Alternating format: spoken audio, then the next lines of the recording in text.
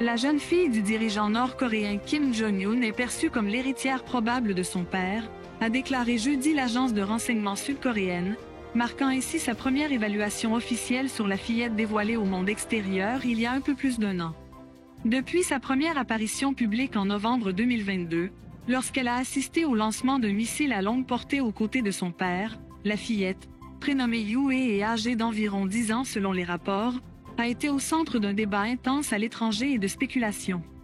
La jeune fille a depuis accompagné son père lors de nombreuses manifestations publiques majeures, les médias d'État la qualifiant de la plus aimée ou respectée des enfants de Kim Jong-un, diffusant des images et des photos attestant de son ascension politique croissante et de sa proximité avec son père. En septembre, lors d'un défilé militaire, un général de haut rang s'est agenouillé et lui a murmuré quelque chose alors qu'elle applaudissait depuis une tribune VIP.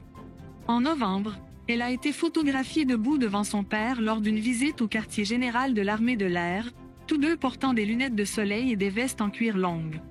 Lors d'une célébration du Nouvel An dans un stade bondé de Pyongyang dimanche, Kim Jong-un lui a donné un baiser sur la joue, et elle a fait de même à son père. La plupart de ces scènes étaient impensables en Corée du Nord, où Kim est l'objet d'un suivi fort et loyal qui le considère comme un dieu. L'agence principale de renseignement de la Corée du Sud, le Service national du renseignement, a déclaré jeudi qu'elle considère Kim Yue comme la probable successeur de son père, se basant sur une analyse approfondie de ses activités publiques et des protocoles d'État qui lui sont accordés.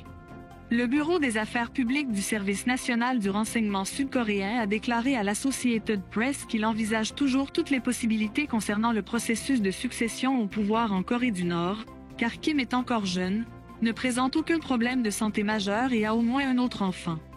Kim aura 40 ans lundi. Plus tôt jeudi, le député Yoon Koon-young a cité le candidat au poste de chef du Service national du renseignement de Corée du Sud, Cho Tae-yong, lui donnant la même évaluation. Dans des entretiens téléphoniques avec la presse, Yoon, membre de la commission du renseignement du Parlement, a déclaré que les réponses écrites de Cho à ces questions ne fournissaient aucun autre détail sur Kim Yue.